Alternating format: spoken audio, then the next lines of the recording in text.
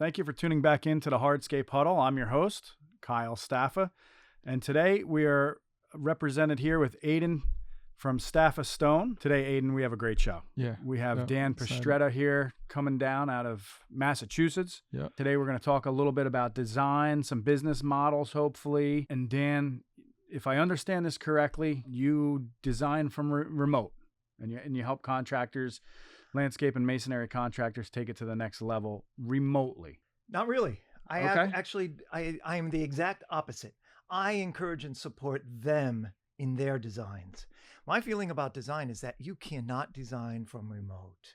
You have to be on the site in order to understand the ambiance that's going on. You need to talk with your clients in order to know what their preferences are.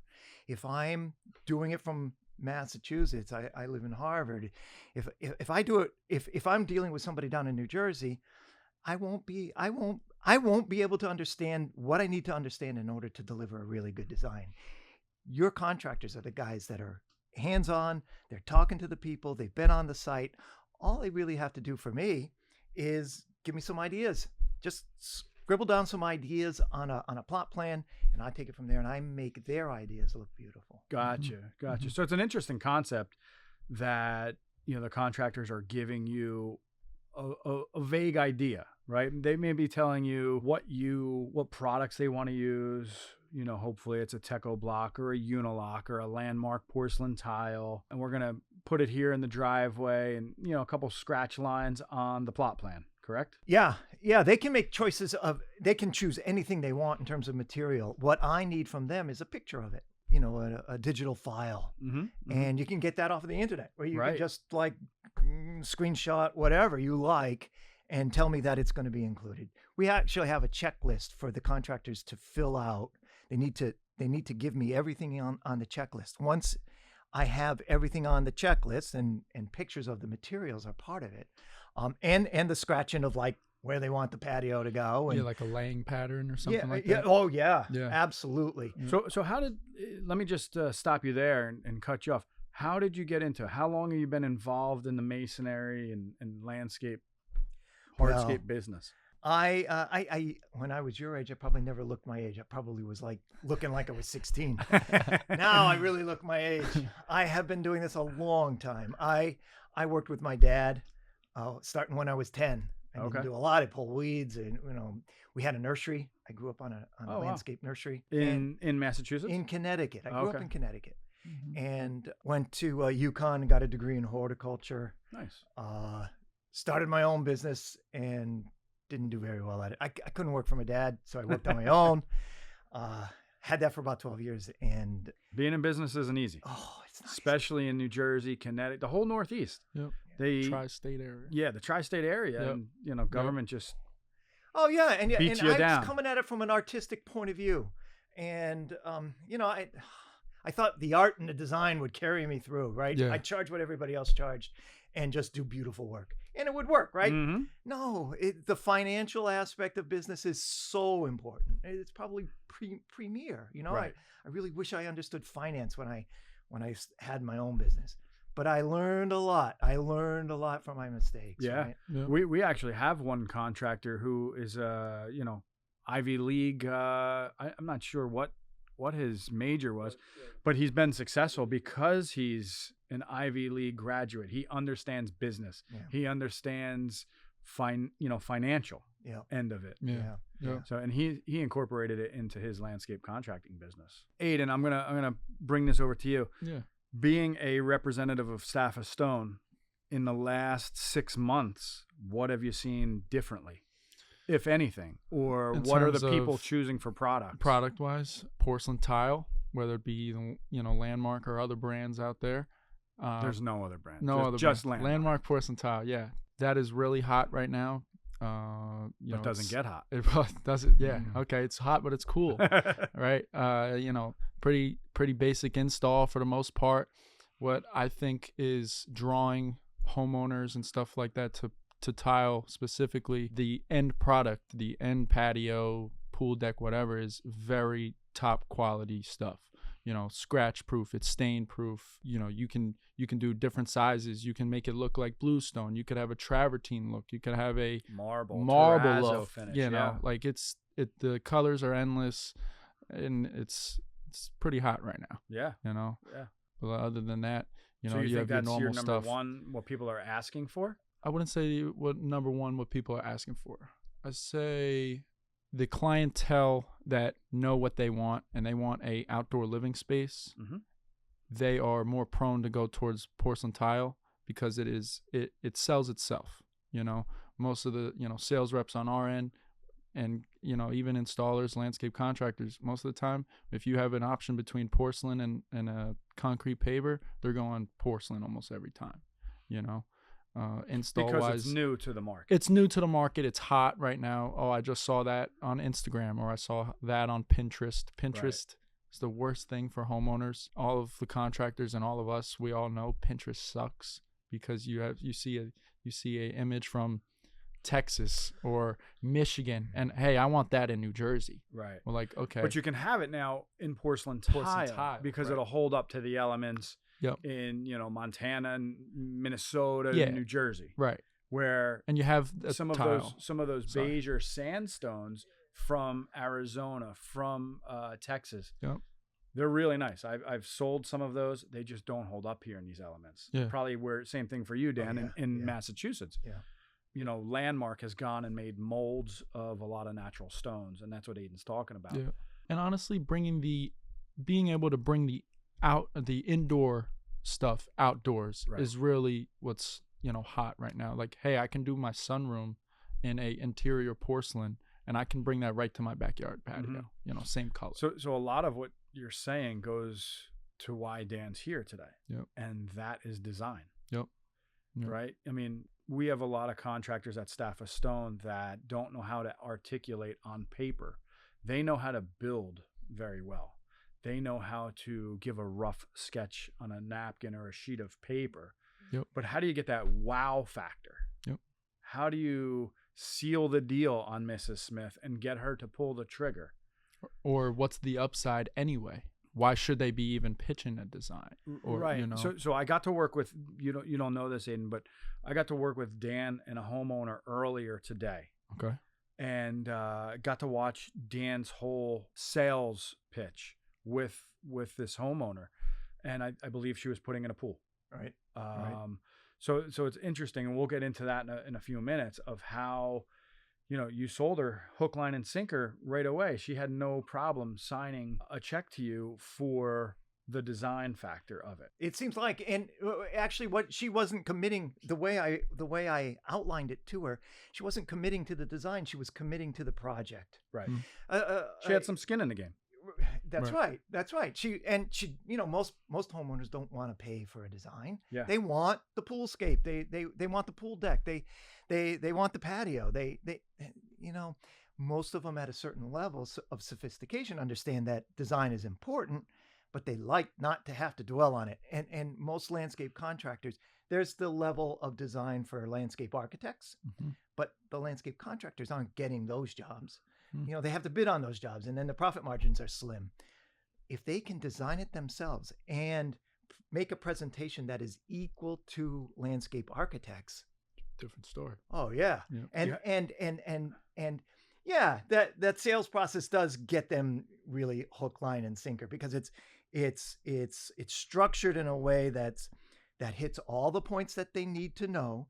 It's participatory, and in the combination now, when I go back to present to her, we're going to have a Zoom meeting. When I go back to present to her, she's going to be wowed by the animation. Right. Just like if she had hired a landscape architect. Yeah. So I shot some video while we were out at that site. So we'll be able to put that up on this podcast as well.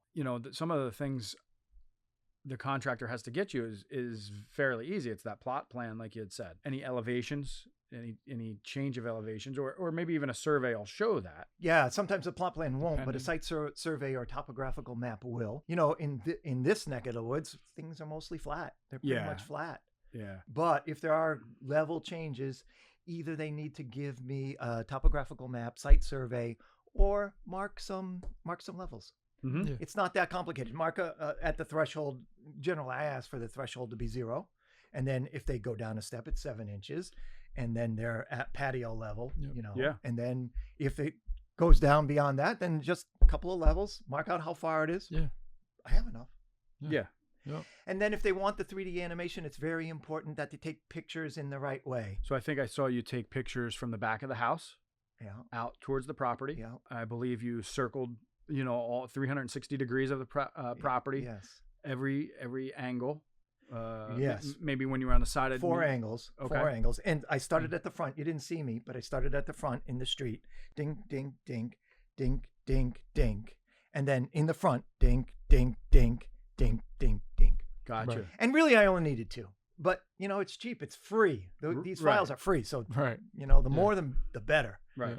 Because when you are preparing something remote and you haven't been there, the more information you can give me, the better off it's going to look. So it was interesting to see and listen to you while I was shooting some video. Homeowner had an idea of what she wanted and what she thought the budget was. But the interesting thing is once you design this, you kind of critique the budget a little bit. You give a vague idea of the budget. Do you Well, not? I do not a vague idea. It's real clear.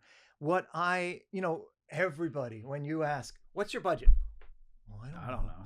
Yeah. And if they know, they're not going to tell you because they think that a $60,000 job will rise to whatever their budget is. Yep. So they're hesitant, and I get that.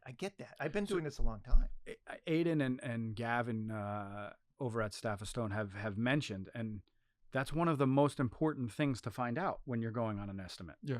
When you're doing a design, you don't want to design to a budget that they're just not going to spend for. Now you're wasting time. You're wasting a lot of time. Yeah. Or they outgrow this patio or outdoor living space once they have a few kids. Yeah. Right now that 20 by 20 patio Now they want is the no longer pool. suitable. Now they got to put in the pool and the outdoor playground area and Yeah. things like that. Yeah. We need to think. The sales process that I walked her through allows for that. It helps them think about the future and about what they want to spend.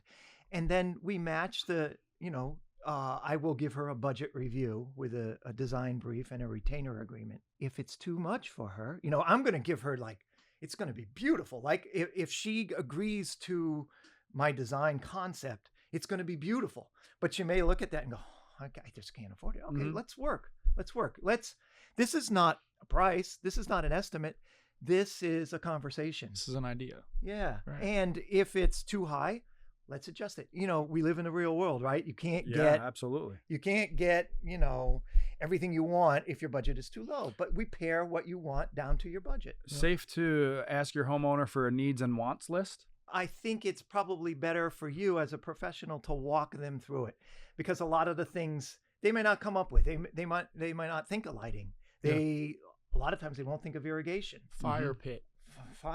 kitchen. Right. Yeah. If they have all that stuff, then it's already top of mind if they're replacing it. So quick, you brought up the fire pits. Yeah. Pools typically have an outdoor heater, so the gas lines run. And Dan brings up to this homeowner today, and it was kind of comical, maybe fire pits with water splashing out into the pool. Mm-hmm. I was like, oh boy, wow, that's a great concept. Yeah. So Yeah. we'll have to see if she decides to go for that or not. Yeah, and that's your job That'll be as the contractor. You want to elevate. She's here. You want to get her up to here Yeah. and match the budget. Hopefully, there's some flexibility, but a lot of times, most people that we deal with, especially in this area, they've got the money. Yeah. They've got the money, You know- but they don't have the imagination. Yeah. The imagination is the key point. Right. I enjoy going through Instagram and Facebook, and you see some outrageous thought process behind some driveways where, it's Techo Block Blue 80 on the outside, and then they do a Mica on the inside at a 45-degree herringbone. Looks fantastic. Yeah. Mm-hmm. Now, Yeah, let me yeah. ask you, Dan, do you feel providing a design helps upsell most of the time? If you can, now you get away with the upsell because now you can vision it. It's in your design. The homeowner can envision what the upsell is. Like they didn't think about that little sitting wall right there. Right. But now that they can see that, great idea. Is it safe to say? Yeah. the design helped I mean, that? certainly, if they don't see it, they're not going to go for it. That's the conundrum when you're designing a job. You want to you don't want to leave money on the table, and you don't want to design for something Too that they're not going to buy. Yeah. But when you have options for a seat wall and it's going to add another $4,000 or $5,000 on an $80,000 or $90,000 or $100,000 job, that's not much, and it really will add a lot of value. And you justify the value that it adds by explaining how they would use it, right, and how beautiful it would look. You know, I've listened to these guys sell product at the store. And our job is to get them to imagine them sitting in their backyard next to that beautiful pool with the margarita in hand, maybe standing at the outdoor kitchen, okay, cooking up those, you know, tomahawk steaks or what have you. And now what I think you're going to show us when you design that project I mentioned earlier is this is what you get. You're going to be able to fly through, see their house, right? And then you're going to be able to see that outdoor cooking area and see the pool and water's flowing into the pool. That's the wow factor. All the new stuff that isn't even there will be there like a photograph. Right. Like a photograph. It's amazing. Right. The technology we use. I mean, we model it in SketchUp. Okay. And then we take that model and we put it into Lumium, which is an awesome software. Yeah, that's really good software. Yeah. And you played with that, and you played with UVision from Unilock, right? Yeah, and I played with Vizterra a little bit too, but you know, we all get busy. Yeah, right. You run out of time. There's only so many. Yeah. And when you're a contractor, it's hard to learn that stuff and sit down and do it. It's very tedious. And if they don't understand the process and they're not getting paid for it, that's why I wanted to have the process filmed, because with the retainer, with a 10% commitment on the job, you then can get your markup. You can then get your designs paid for, and you can afford to have somebody like me take your ideas and make them look awesome. You know, not that my work is very expensive, but the designs that you come up with, they're going to see right at their house. It's really, really, really great. Right. So yeah, like you said, it's the contractor's idea and designs. Like Aidan pointed out, everybody gets busy. Yeah. And most of the guys that I introduced you to yesterday, and just so Aidan has a brief, idea, Dan and I drove around yesterday and we introduced him to probably 6. Yeah, I think so. 6 different contractors from all different parts of the area. Yep. And with good response, right? All different kinds of guys. And different size contractors. Yes. Yep. You know, 1 or 2 crews to 30 something guys, right? Yeah. So the feedback we've got was really, really good. Agreed. What I did learn is everybody's working on their business. Well, I'm sorry, in their business, not necessarily on their business. And now your service helps them kind of stay out in the field a little bit longer, monitoring their guys rather than installing, rather than sitting at that desk. It's and 9 o'clock at night. Yep. Right? 9 o'clock at night. I hate my life. I mean, if you've played around with Lumium, you know. And if you've ever had to buy the program, the subscription to it is outrageous. It's outrageous. What is it I called? mean, not outrageous, but they all are. You're not outrageous. I think it's but $700-800 a month. Okay. Yeah. And there was another one, $1,000 a month, $1,100 a month. You got to do a serious amount of designs to justify that on a smaller business, as a smaller business. Right. Right. And the time it takes to learn it. Yeah. And then to do it. To actually do it, right? Yeah. I mean, you got to change that little. You have to type in the measurements. Depending on the software, but most of the time it's very tedious. Just not fun. So from what I'm hearing, on your doing it your way, contractor's got to supply you a plot plan or a survey or both. Okay, a quick sketch on sketch paper over top of that plot plan. Yeah, they should blow up the plot plan. Right. So that's why you have the easier. scale. Yeah. Yep. And then some quick measurements and then some photos. You'll take their concept and their ideas and get it into a wow factor.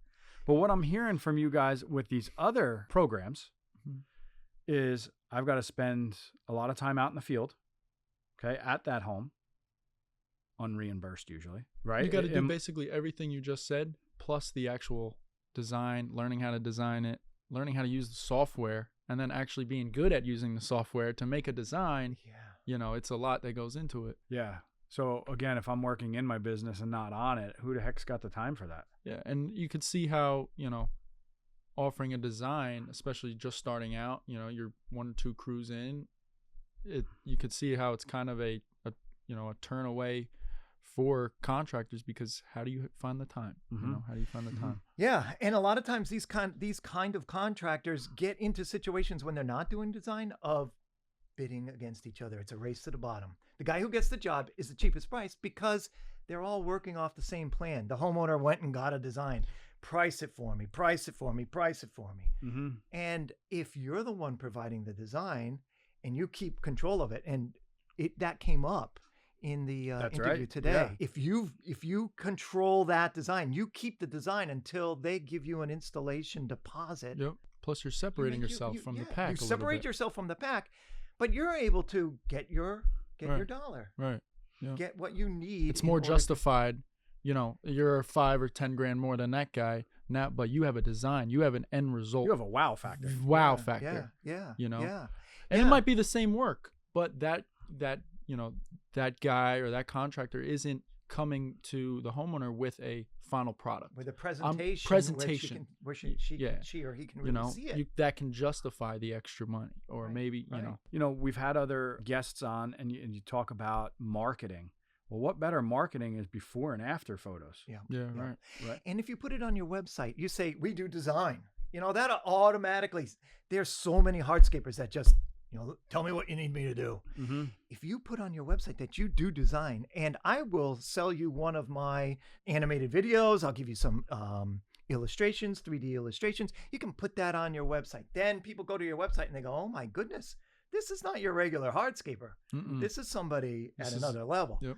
And then, then the reviews, and, if you price fairly, sky's the limit. Yeah. We brought up how difficult it is to be in business and stay in business, by using your services, and we'll get into how guys can get a hold of you here momentarily, but by using your services, I cut out overhead, labor, right? Let alone just finding that person, right? A good designer. Now you got to put them on staff. Keep them busy. I got to keep them busy. Right. Yeah, that's the biggest thing. That's the hardest thing. Okay, because let's face it, he's probably not going to want to be in the field laying pavers. He wants to design the pavers. And he's probably not very good at sales because he's more at design, and he goes to a place and he wants to do what he thinks would be great. It's hard. Yeah. So you eliminate all of those, the Social Security tax and just any of the labor overhead, all the benefits, all that 401k. So your services are definitely needed in our industry. Yeah, and I think what separates me is that it's design support service, and you're not doing it everything. The guys are like, I'm not a designer. I'm a hardscaper. Yeah, but you have so much experience, and it's a support therapy for hardscapers to bring out the designer in them. Yeah, I've been doing this a long time, and I love it, and I love to draw this out of the guys. Creativity. I'm the project manager. Yeah. Frankly, I don't do the Lumium or the Google SketchUp. I'm the guy I'm the face, and I massage the hardscapers to get what we need in order to give them a beautiful product. They have it up in their head of how they're going to build it, what they're going to do. And when we get to this point, we're going to do a cool inlay of this. You're putting in it, and they're giving you the sketch of what they want. Right. You're just giving them the wow factor to seal that deal. Yeah, and that's the difference. We talked about that before. Design from afar. These contractors are so much better than anybody who's sitting in, wherever they are. Yeah, whether it's Massachusetts or Ohio or not, Florida. They haven't seen the property. They haven't talked to the homeowner. They don't really understand what this person really wants. They just get the photographs and do what they think they like. Again, it's just like a designer trying to sell a design that they think is what's right. Sometimes it works, but more times it's better if you can say, Mrs. Jones, you talked about this. Here it is. You talked about that. Here it is. It's just an easier sell. Yeah. And when I was working for another supply yard many years ago, we tried to do this with an in-house designer. It doesn't always work, or at least at that time, it was hard for me to implement it because contractors feel, and this particular person was a contractor, but not in our marketplace. probably 45, 50 miles away. So it was difficult to kind of mend all of that because they didn't want that designer trying to steal his project. Right. So there was some friction there. And I had a tough time doing it. So this is a different way to embody everybody's thought process. Total different neck of the woods. Yeah. You come out of Massachusetts, it's their ideas, their concepts, you're putting it to paper. Right. Yeah. Right. I'm You're doing support. It's landscape design support. The website is LDS, Landscape Design Support. Right. And so is it LDS.com or LDS.sodinc.net. Okay. Yep. So we'll put that on the screen at the end of the podcast, or they can always reach out to Staffa Stone, connect at Staffa Stone, and then we would pass your information. Put it in the description too, maybe or something. Yeah. Now, we talked a little bit yesterday with a couple of contractors, and you broached the subject of possibly helping them a little bit, get over that hump of, we're not designers. Right. So is that something you want to talk about? Yeah, I think what we're going to do is we're going to kind of bring some of this collective material in-house to help the contractor get you the information you need. So I think we might have to nudge them a little bit in terms or even of have them send the customer over to the store. Right. Yeah. So therefore, at that point, we can collect what material they're looking for, color blends. We'd have to patterns. Correct. Yeah, and then I can get that over to you. Yep. So I think that's something Staffa Stone's going to offer here in the near future. We just got to work some kinks out. And again, for us, it goes back to having the right person or right people for that position. So our guys are good at showing the homeowners. And again, we have a captive audience as it is. They're coming into us for a reason. You don't go to a Mercedes dealer to buy, Ford, a Ford, right? They're coming to Staffa Stone or other supply yards to look at pavers and plant material. They're not there to look for a vehicle. Right. Yeah, so it's a captive audience. Yeah, and while we have them, we might as well collect all the information we can get. Right. Yeah, and you mentioned you see the guys talking to them about having a margarita out by the pool and, painting that picture so that they're really excited about what they're doing. Yep. Yeah. And if you have guys like that, wow, that's awesome. That's rare. Yep. Yeah. Well, that's kind of the service we also provide to our contractor base. Yeah. We want to meet with their homeowner. You have a unique store. It really, Well, I've been thank you. around the block. I've seen a lot. I've worked in a lot of places, and the ambiance, the camaraderie, I don't know what it is. There's something about it, that's very warm, supportive. I had never seen it before. And I've been, in this industry a long time, and I've been in a lot of wholesale yards and stone yards, and there's a lot of bragging and there's a lot of this. And it was like competitors meeting and talking together with me, expressing their ideas. And nobody was bragging. Everybody was just curious and interested. Yeah. So I appreciate that, the kind words. When we started Staffa Stone, we said we were going to just be different, change the way the business gets done. Yes, we're still in the supply. Yes, it's the same materials, others are selling. We just do it different. We present it differently. We present ourselves a little bit different. But you yesterday had two customers who compete over the same projects in the same vicinities. And I'm not going to say they're best friends, but you heard them talking about fishing and different guys boats. they knew. Yeah, they're all connected. We see it as a partnership. Yep. We rather have allies than enemies. Yep. And that's the way. And it's honestly, that's the way of the future. It should be that way. Yeah. It's nice to see you in it because you can help bring that through the next 40 years. Well, honestly, it's important to reach the youth, that are trying to get into this, or maybe try and get some more people into this, because so it's the future. I introduced Dan to a younger customer down towards the southern end of the state yesterday. And again, you got to see youth. He's ambitious, right? He does things even a little bit more different, where he's got his own drone. He's taken before and afters. Right. Smart guy. Smart. Yeah. So Big too. yeah. He's a big, strong fella. Yeah. But no, I mean, again, they're doing it differently. So I think from when I broke into it 30 years ago, guys were just bully lugging pavers or concrete and things like that. Now they're thinking outside the box a little bit. I think you have to, because I think there's so much competition, or there will be in the near future. During COVID, everybody was busy. Everybody that... Oh, you're saying things tightening up a little bit. Yes. I'm thinking, in terms of the industry as a whole, I think the competition there's going to be a lot of work out there, but there's going to be just as much competition. We all know COVID was a great scenario for everybody, but there was a lot of new companies that started during COVID. And those certain type of companies right now, it's like you said, it's a race to the bottom, in terms of the pricing and everything like that, guys getting underbid, everything like that.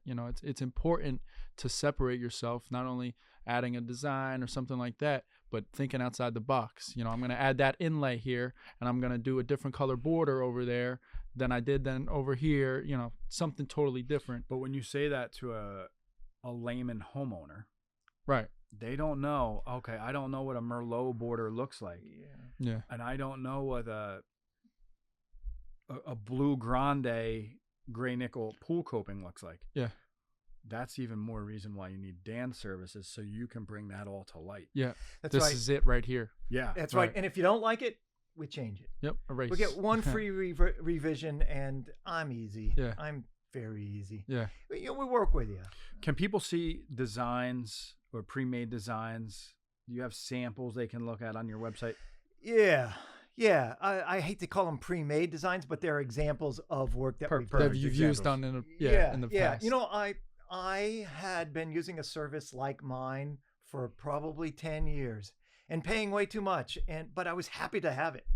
And then I just got to thinking, you know what? I'm going to take this in-house. I'm going to get my own people, and I'm going to keep them busy with my work, because I do design sales for landscape contractors in my area. Mm-hmm. And then I'm going to offer it to the world, to right. North America anyways, Canada and US. And I've got enough people that are interested in helping me that sky's the limit. We will not be overwhelmed. Fingers crossed. It would be nice to be overwhelmed, but I don't think we will be, because I've got a lot of architects, landscape architects, who want to work with me. Mm-hmm. Yeah, it's a different concept. Again, it keeps the overhead of the landscape contractor down, but it's a service they provide. And to Aidan's point, they're going to need something to separate themselves, to give that wow factor. Yeah, especially as if interest rates stay high and the market tightens a little bit, then it's going to be the guy who's got that little bit extra that's going to get the job. Yep. And there's going to be a lot fewer jobs. And if you don't have that little bit extra, then you're going to have to bid on price. And not only that, is what we see a lot right now in general. A lot of the smaller jobs aren't really going on right now. A lot of the little baby walkways, every job right now is for people who have the money. Yeah. The people that have the money, and that what does that clientele usually demand, expect? Yeah. Maybe a design fits that clientele perfectly. Yeah. So it's another, that's another thing. Like, it's important for the future, not just design, but thinking outside the box, like you were saying, and everything like that. It's important, for the future, not only right now, but the industry going forward, and we'll see what happens. So as things get tighter, contractors are going to say, and you're going to hear it at the store, is, well, I can't afford that design. I can't afford that. So we've had guests on that have talked about the single overhead recovery system. And this kind of factors into that, right? They shouldn't be dipping out of their pockets for this. This isn't free. Mm-hmm. This here is paid for by the end user, the consumer. That's why we filmed the sales process. Correct. Because with a retainer, you've got a captive audience. And a captive audience. And you're not wasting your money or your time. Time. I think in the past 20 years, I've drawn two. I've used this process for just over 20 years. And I think there's been two, maybe three jobs that I designed. And for one reason or the other, only one time did I get manipulated, and that was early. For one reason or another, it really only happened 3 or 4 times that they didn't go through with the project. That I drew a project that didn't get to it. I think I cut you off earlier. Let's go over a little bit of how to convince, how to get Mrs. Smith to sign on that dotted line right then and there while you're there? Well, it's a 5-step sales process, and we're going to be showing that 5-step sales process. And you'll see in the beginning, I'm analyzing what they want to do, just at getting them to talk about what they want. It's not hard. It's not hard. I don't even remember the questions I ask. I do this all the time, so I couldn't even remember what I asked her. But Okay. we initiated a conversation. You'll see how it developed in the film. Mm-hmm. But you get the client to speak about what it is they are envisioning, and whenever you get a chance, you maybe nudge them up a little bit. Have you thought about, at one point, and it wasn't in the beginning, but at one point I was like, fire bowls, it's going to be awesome. And you really got to be there. You can't be like, yeah, so what do you want? Going through the motions. Yeah. Right. You've got to like be in their head, be with their eyes, and get excited about what they want, because they're excited about it. They're spending a whole bunch of money. And if you can get swept into that with them and bring them along, that's where the money starts to flow too. Which you should be anyway. You should be. It's exciting. Gonna be a great job. Yeah. I'm excited, and I'm not the one installing. I get excited when people come in just for material selection. No, because the work is beautiful. Beautiful. I think a lot of contractors take it away from themselves how beautiful this whole industry is. I think a lot of times we don't give each other credit like we should. It's not cookie cutter. No. Every job is the good contractor, every job is a piece of art. Yep. Totally agree. Yeah, I love what you guys are saying, because that's what keeps me motivated in this business, is seeing different unique things. And as a contractor, you visit your supply yard every day or multiple times a week at least. Right. You get to see, and we get new reps in at Staffa Stone all the time. Today we had a barbecue grill guy, and now he's selling powder coated aluminum cabinets, which has been out for many, many years. But this particular one was a little bit different.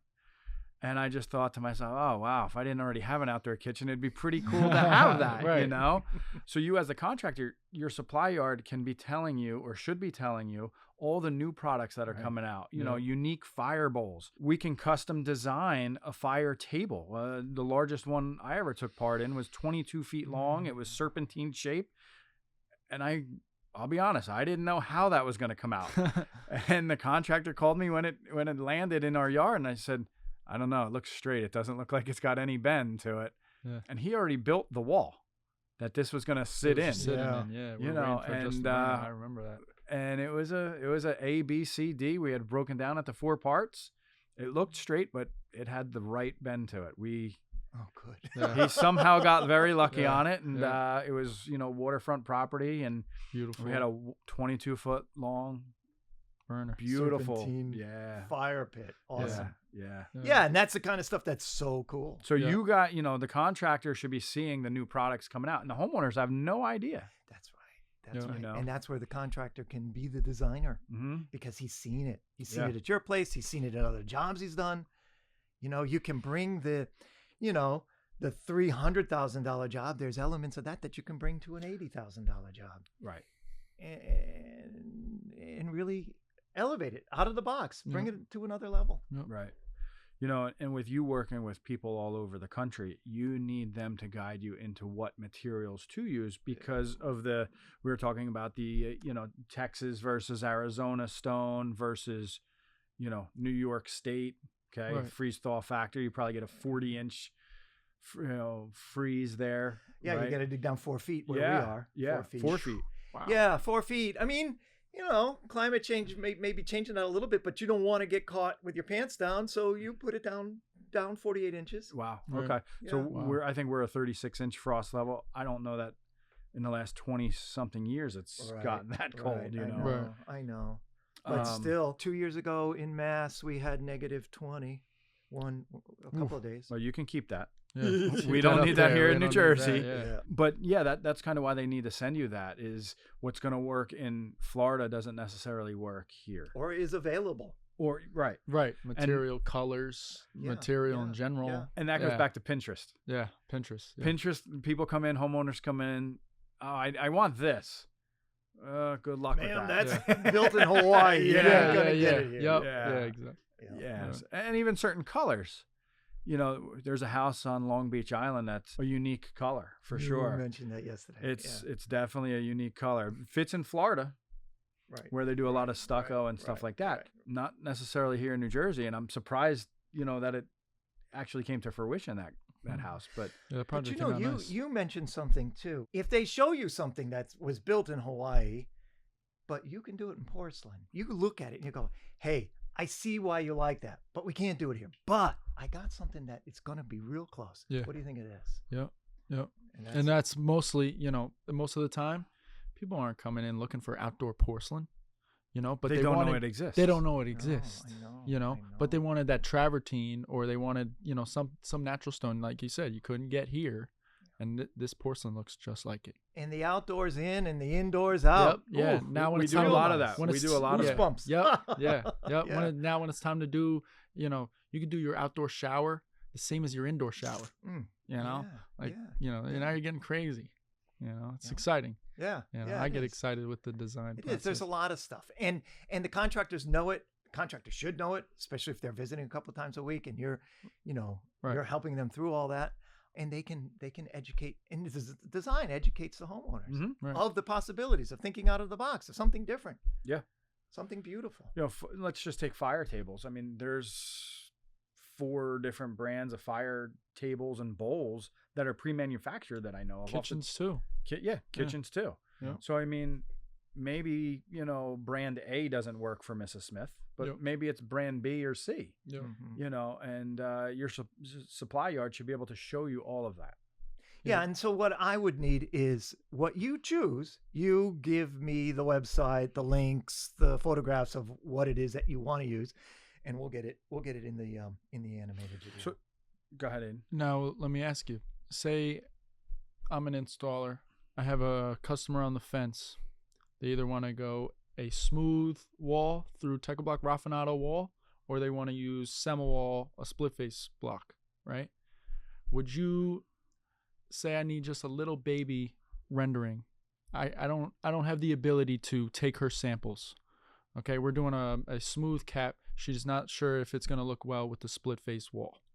Now can a contractor ask you, "Hey, I don't need a whole giant design, but can you give me a little baby rendering of, say 5 foot of that wall with that cap combination and 5 foot of that one, just so I can show my customer?" Say that what they ought to do is design the whole thing and do one version and then with the the other. way that they like, because we all have our own ideas of what we'd like to Right. see, and that's the fun part about being the designer. Right. And yeah, you want to do what they want, Mm-hmm. but I would do it the way you'd think would look best.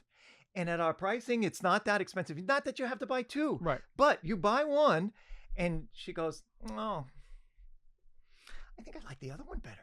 Well, hey, look, you know what? I'll get a revision. Yeah, I'll get a okay. revision on that stuff. And we'll just revise. No big deal. Yeah, and it takes a couple of more days, and then you go back and show her. Yeah. Yep. That's a better way to do it, because when it's blotchy, it's not going to look nice. Well, I tried this veneer here, and then I use another veneer over there. The whole job's not going to look good. She won't like either of it. Right. Yeah. So when I got to watch you out on the site today, the homeowner said, how about lighting and things like that?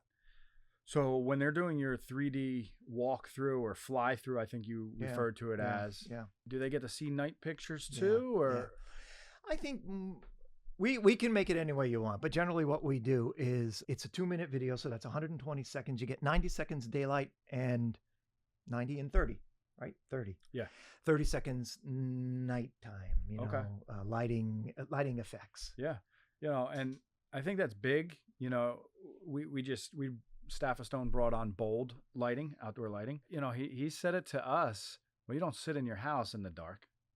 Yeah. Well, that's a great point. Great point. And, contractors, some of the homeowners that are coming down for summertime activities, things like that, they're utilizing us, into the evening and nighttime. Mhm. So you should have an upsell of lighting. Yep. Yeah. Because let's face it, it's lightweight, it's easy to install. It's not that expensive. It doesn't add that much. It doesn't add a whole lot, but it's easy margin for the contractors. Yeah. Right. It's Yeah. good, It's easy to margin. do, yeah. Yes. And even if they're not sitting out, it's nice to sit in and look out at the lighted, Yeah. the uplit plants and Yeah. focal Mhm. points in the garden and stuff. Yep. So we talked a lot about your designs and how it pertains to the hardscape. What about the softscape, the plant material and things like that?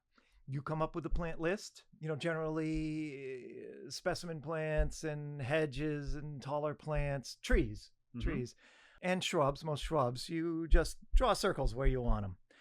If you're going to do a perennial border or perennial bed, just give me inches on center. If you're putting in daylilies and you want them 12 inches on center because you want it to look really full and great, just let me know. And then we'll draw it that way. And then if you take a quantities plan, we'll estimate it for you how many of whatever it is you're going to need to get. You need to price and you need to buy Right. and use. So your plan will break down quantities and There is. So what I would counsel people to buy is to sell the project, you should get a conceptual.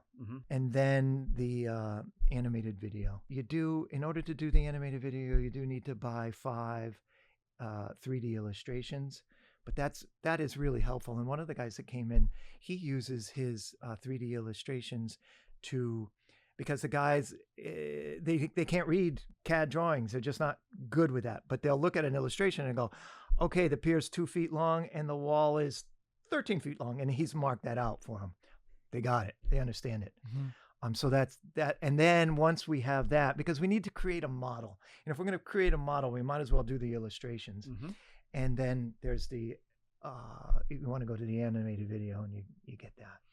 yeah, and it's also maybe something almost like a souvenir for the homeowner too. You can, if you really wanted to, you could get it laminated. Yeah, we knew a contractor that outside the job, as they were doing all the demo work and stuff like that for a good, I want to say it was about a month of demo work. It was a decent sized job, a porcelain tile job actually.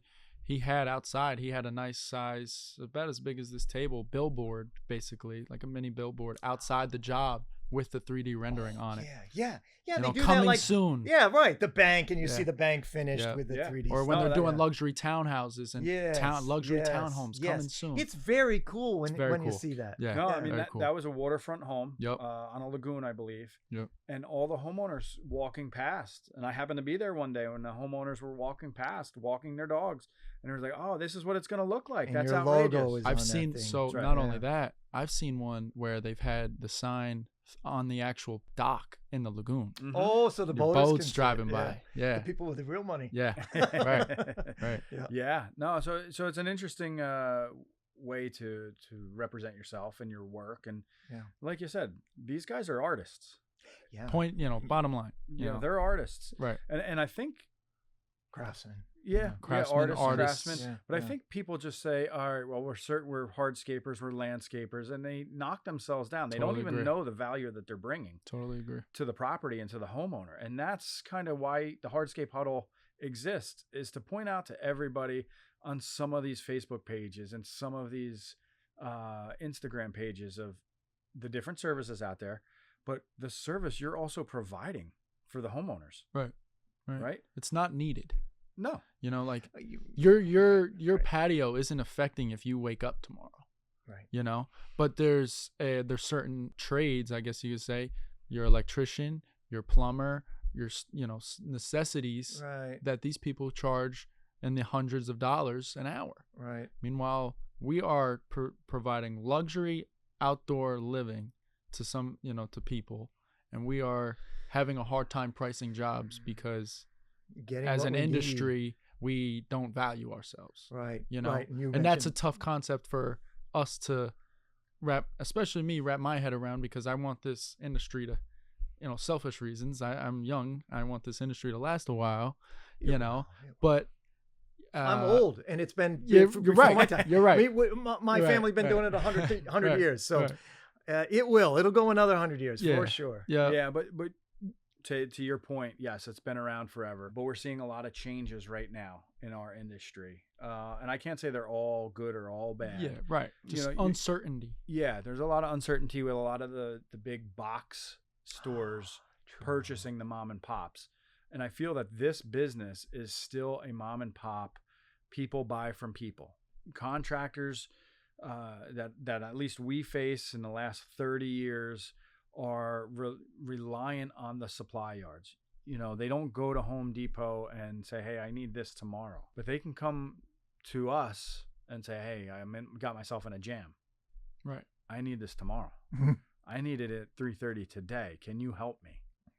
And we typically get it done. And what we're seeing down south is some of the big, what I would call big box stores in this industry buy up all the mom and pops. And it's kind of changing the way the business gets done and the industry is. Not only the big box stores buying them, but it's kind of changing how the mom and pops operate also, because now they're thinking of like, hey, that's my end. It's my end result. Or you can do something like we're doing now and say, I'm going to differentiate yourself. I'm going to differentiate. Right. Kind of like we're telling our contractors that are tuning in today, differentiate yourself, have a wow factor design, read a couple self-help books, read a couple business books in the wintertime, and better your business. I know you're a big E-Myth guy. Yeah, I was actually a certified E-Myth coach for 5 or 6 years. Great book. Yeah. And we had Paver Pete on here, and he's a big E-Myth guy. Is he? Big E-Myth guy, yeah. Well, the E-Myth perspective on business, it's nothing better. There's and I found you guys on YouTube. I'm becoming this YouTube guy, and there's a lot of kids on YouTube. There's a lot of kids, they're in their 20s and 30s, and they're talking about E-Myth as if it was new and different, and it's just what they came up with. But it's good business sense, and it's, if it's coming from a 20-year-old who says it's his, that's great. We can help.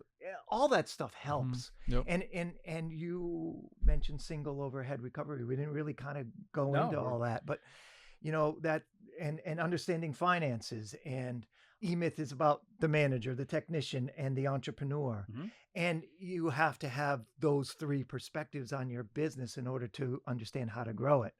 And then the E-Myth about, think of your, the one thing that is like, if I had to say one thing about E-Myth that really kind of sums it up, you want to think about, a hardscaper is going to think about his business as providing patios, right? Mm-hmm. Hardscaper should think about his business as a business. So your business, and knowing what your business is, it's not hardscaping. It's not hardscaping.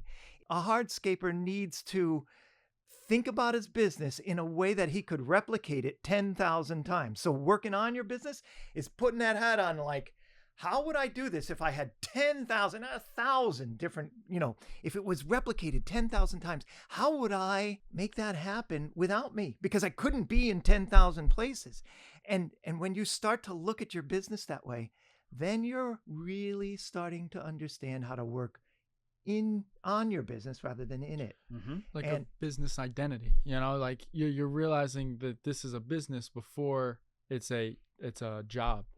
A lot of guys realize they start their own business because they're giving themselves a job rather than starting a business. Right. Yeah, there almost needs to be a standard operating procedure. I left E-Myth because E-Myth was great. The philosophy, the E-Myth perspective is spot on. But what I was finding happening was that people weren't they it was almost like therapy for business owners. It wasn't cheap. So they had money and they met with me every 2 weeks, and it just went on and on and on. I got tired of it. I didn't think that we were really serving, the clients like we could. Right. And I hooked up with another E-Myth coach, and we have a very set program. It's I call it, we both call it systemscaping. Mm-hmm. And it's a 10 module program. And at the end, you will have the structure. We guarantee it. We guarantee it. You'll give you your money back. You don't think it's right? Here's your money back. Everybody loves it. We guarantee that you'll have the structure to have a process-dependent business after you've gone through the 10 modules. And that's one way that hardscapers, landscapers, mason contractors, even suppliers, right, can start to systemize their business. So they don't have to be there every day, or they could focus on, maybe they're making another design build firm 60 miles away. Yeah. And getting that audience as well. The 10,000 times, Yeah. or 1,000 times, or even 500 times. If you think of it that way, then the business that you're working on will be replicated on when you go 60 miles down the road, right, and do it again. Yeah, that's very interesting. Yeah. That's what I loved about it. And systemscaping, we actually on my website I have a systemscaping course for landscapers. It has a roadmap, and it's very clear, and it's very helpful, and it's guaranteed to work.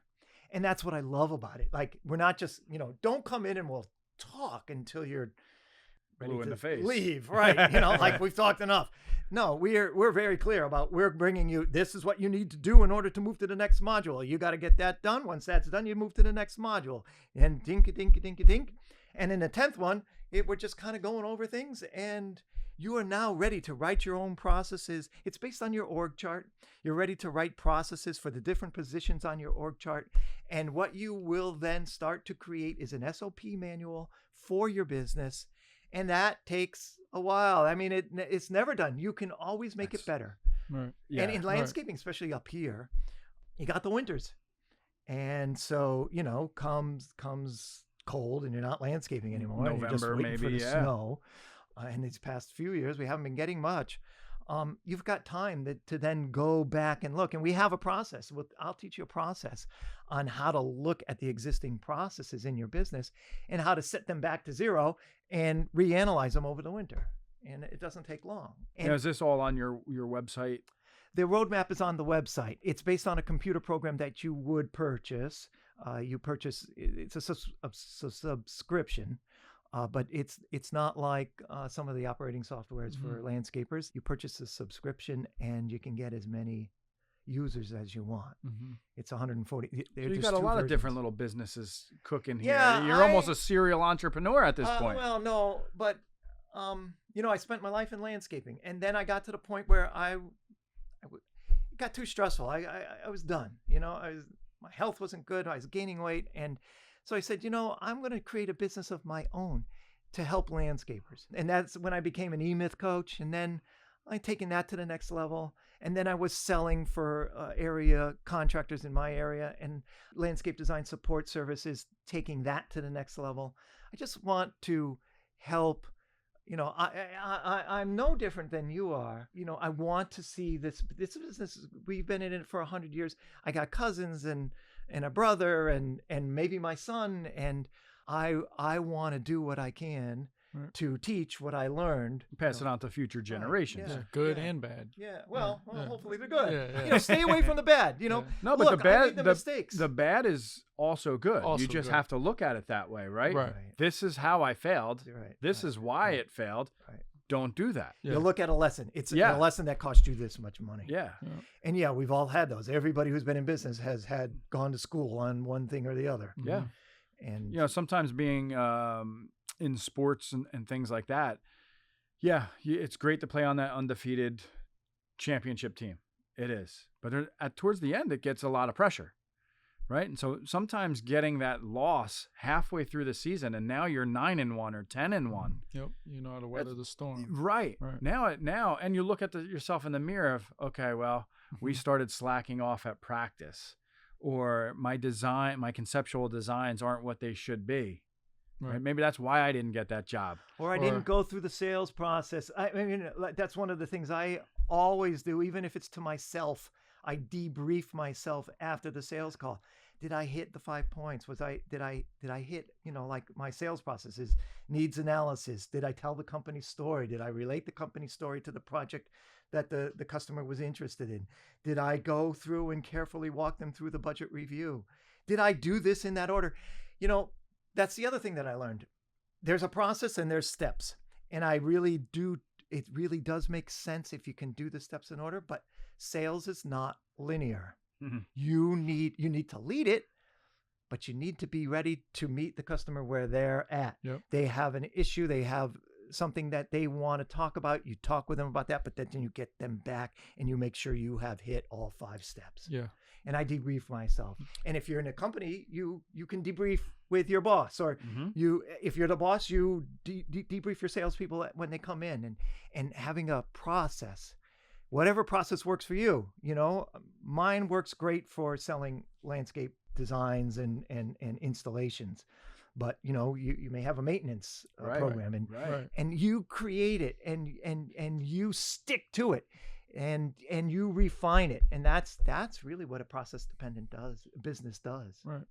That's interesting. The most common thing I see in terms of having a hard time selling a job to a homeowner is acting like a robot.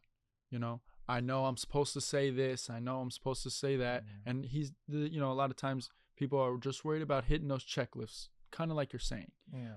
Instead of acting like a person. You have to be a person. Relatable. You got to be human on a human level. But making sure you're hitting not just go through the motions. No. You didn't bring your last meeting with you. That last lady that gave you attitude, you didn't bring that with you to this job. Right. You clean slate, everything's good. You're back to being. Because, if you don't get the sale, you don't get the job, and you have wasted an hour of your time. Plus, it's 3 hours, right? It's an hour. I don't care where you are, especially here. It's an hour to get there, because it's just an hour to get there. Hey, but in Connecticut, it'd be 2 hours to get there. Yeah, that's true. Let's know that. Yeah. And then it's an hour there, yeah. And then it's an hour back. And even if it's only a half hour there, it's still an hour there and a half hour back, and you've got BS that you got to do when you get back. Right. Yeah. And you wasted 3 hours of your time, and because you bought the crap from the last sales. Yep. Now let's just talk about one quick thing, a little bit off topic, not about your business, not about our business. The 3 hours of time for that estimate, you should be charging. There shouldn't be a free estimate. Okay.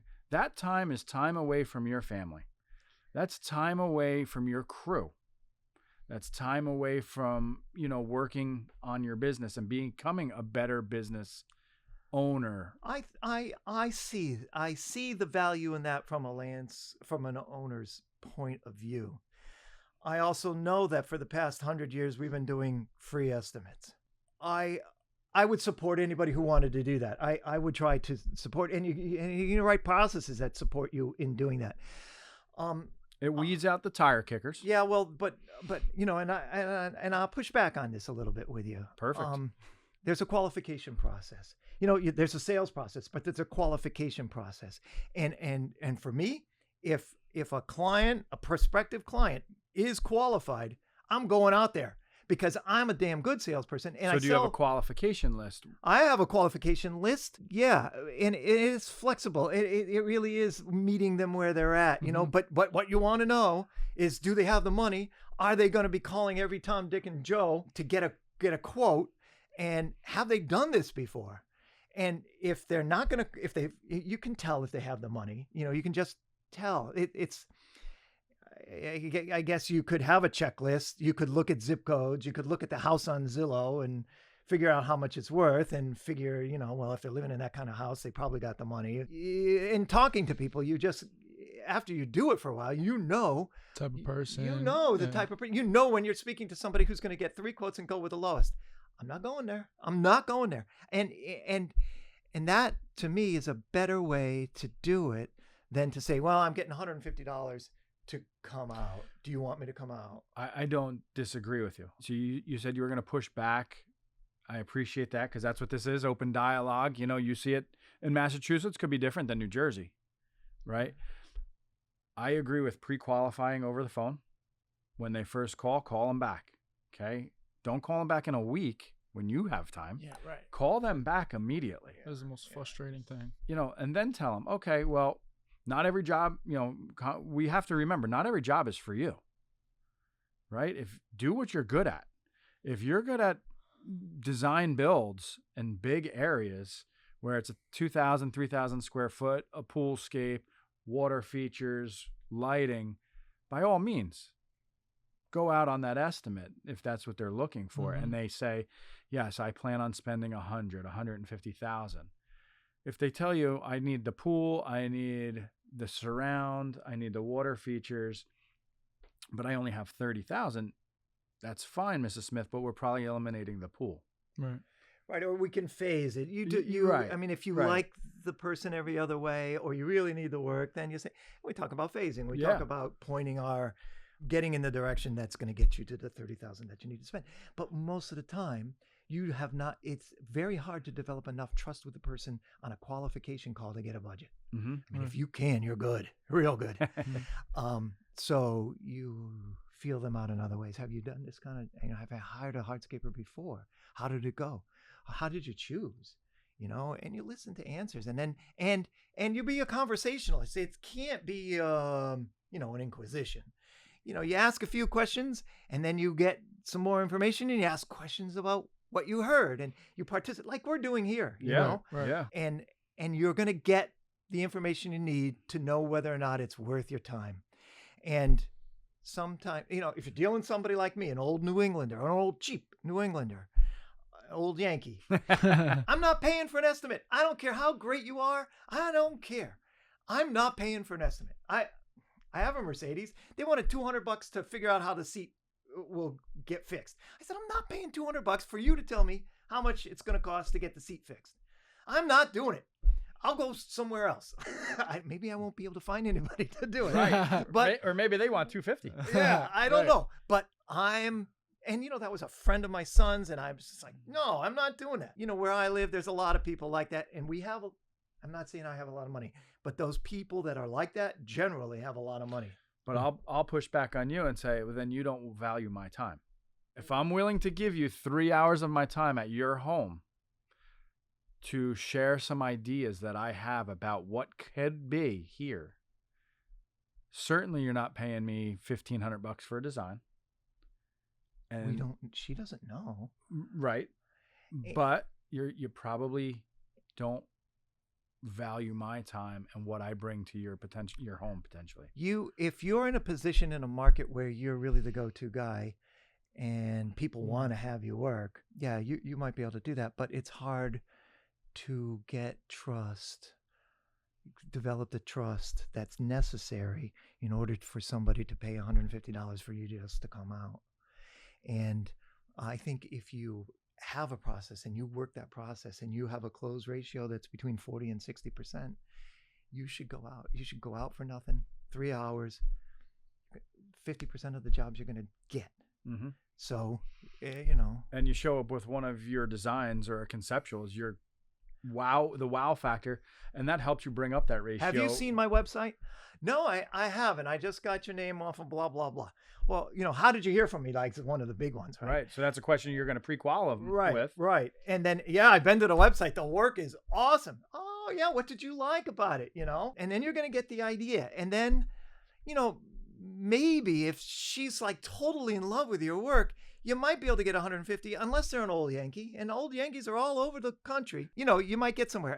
But for me, if you're at 50%, 3 hours you waste, 3 hours you get. That's 6 hours you're still getting. And if you're selling $150,000 jobs, $150, and you may lose 25% or more because they wouldn't pay you $150.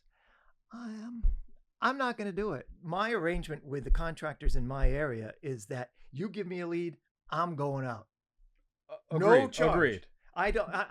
Different have when it's confidence. a referral. Definitely. Yeah. No, story it's too. not a referral. I work I'm representing the companies in my area. I have 3 or 4 companies that I represent in my area. Right.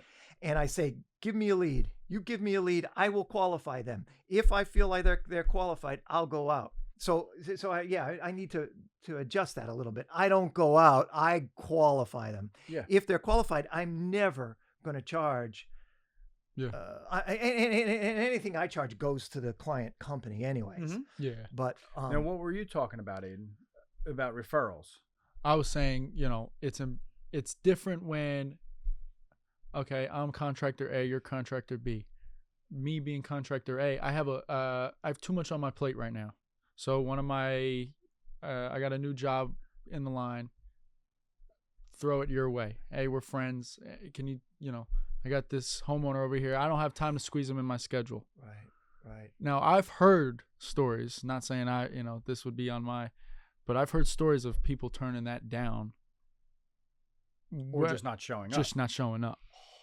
And it's the same thing from your supply yard. If your supply Right. yard is, recommending you, typically supply yard, in our case and in this region, supply yards don't just recommend anybody, right? Usually they know your work. They know what you're good at. They know you're looking for a poolscape. They're not giving the guys, name out that does, 3,000 lawns a week.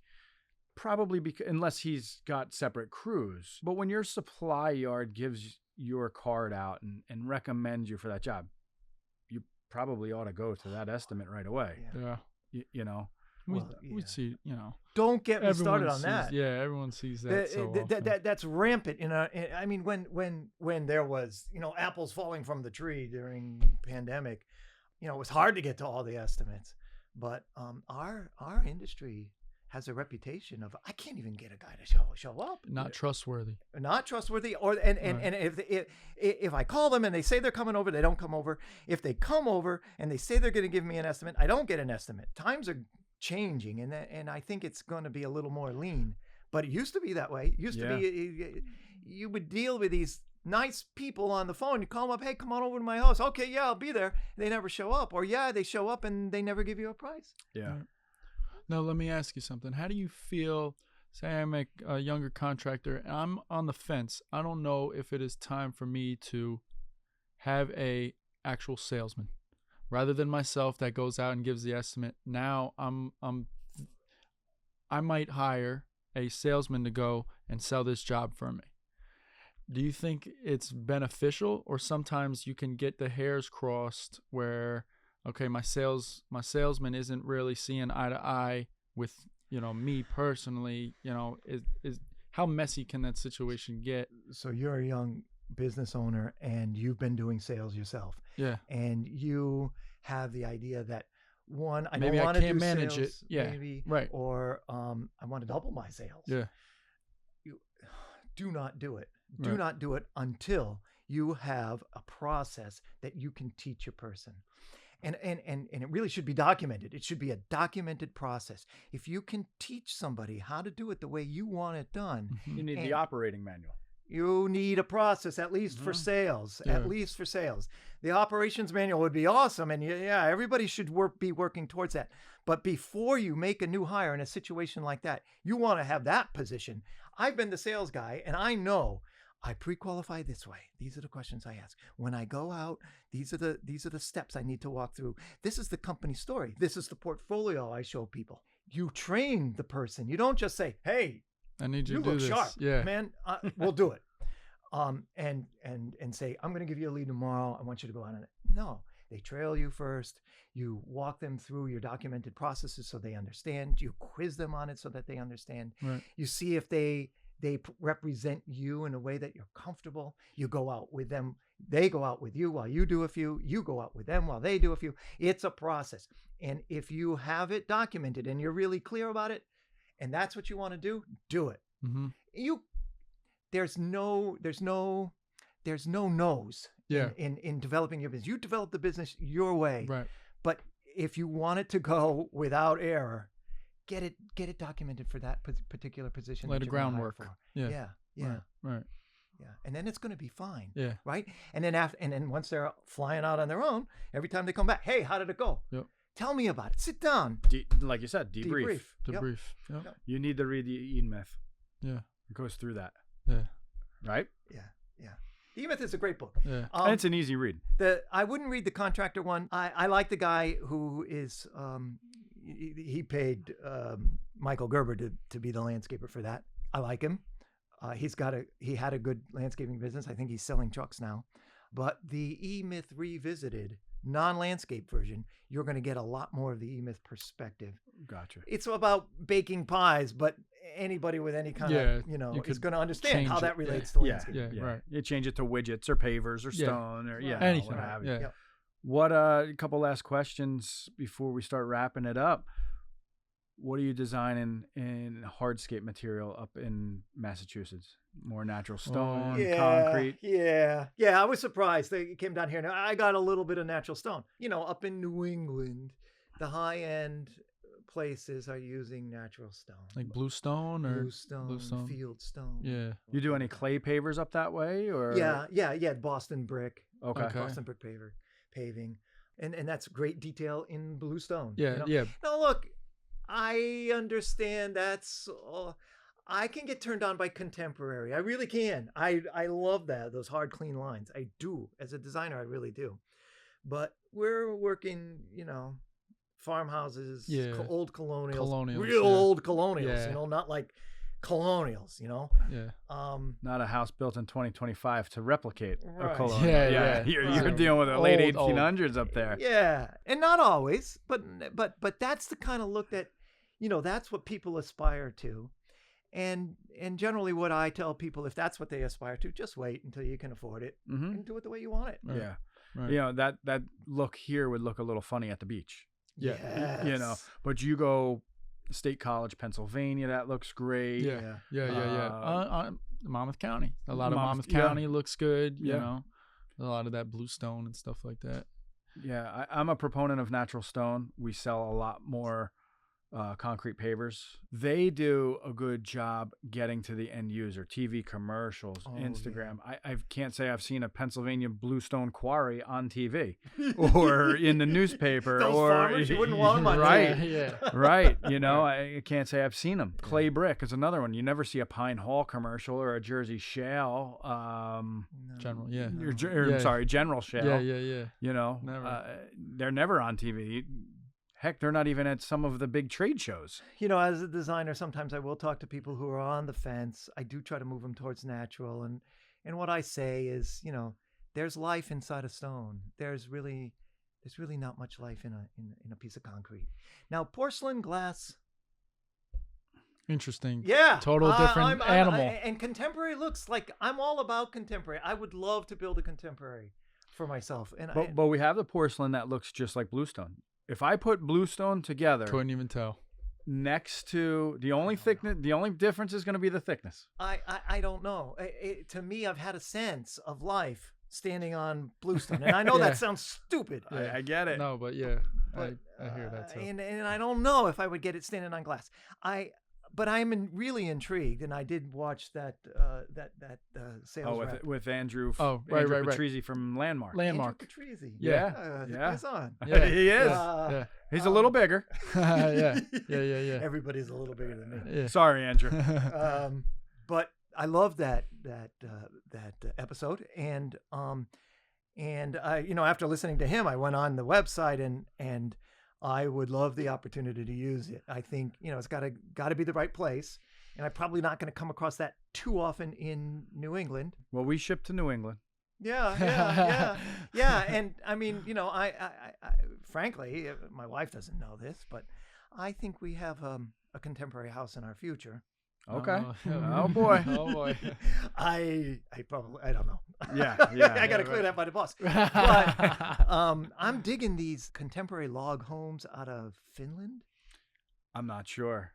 Yeah. I think we actually have my father-in-law in the green room today, and he used to sell log homes, 1.5 million years ago. Ooh. I don't know if who he used to sell or anything, but they were the old rustic log homes. Well, the rustic log homes are one thing, but these and I wish I could remember the name now. Polar House out of Finland, they have these compressed logs. Like they compress these logs, and the strength of them is like equal to a steel beam. It's incredible, and the contemporary look of them. It's really cool. That's Well, cool. I have just the right porcelain for it. Make a wood plank. We got wood plank looking ones. Mm-hmm. So how do people find you if they need designs? They're out in Chicago or what have you. How do they get a hold of you? I'm all over LinkedIn. I've got the two largest LinkedIn groups for landscaping: landscape contractors and landscape business owners. They're groups on LinkedIn. You can join those groups. If you're a part of those groups, you probably sort of have. I probably interacted with you a little bit. Yeah. I'm the moderator there, so when people post ads or post things that I don't think are generating conversation, because on a LinkedIn group it's dead unless people are posting questions and posts that generate comments. Okay. Feedback. So I'm right. Are you on Facebook or Instagram? Not really. I tried Facebook. I'm older, and I'm kind of like, I started LinkedIn in 2009, and I'm on LinkedIn. So it's Dan Pestretto at LinkedIn, or I think it's Dan Pestretto at LinkedIn. Okay. And what was your website again? And my website is, if you go to sodinc.net. SOD? Yeah, SODINC.net. If you go to the top and there's a drop-down thing, you'll see design support, which is mostly what we talked about today. And then there's systemscaping. Feel free to go there and look it up. Hit the contact button. I think there's a little form to fill out, or you can email me at danp@sodinc.net. Okay. They can also get a hold of us, and then we can always pass your information on. Okay. It's connect@staffastone.com. Dan, I appreciate your time today. Thank you for taking a long drive down out of Massachusetts. Oh, you've been such a good host, and I really appreciate all the help you've given me. I appreciate it. Thank you so much. Thank you for tuning into this episode of the Hardscape Huddle. For Aidan and Dan, I'm Kyle, and thank you for tuning in.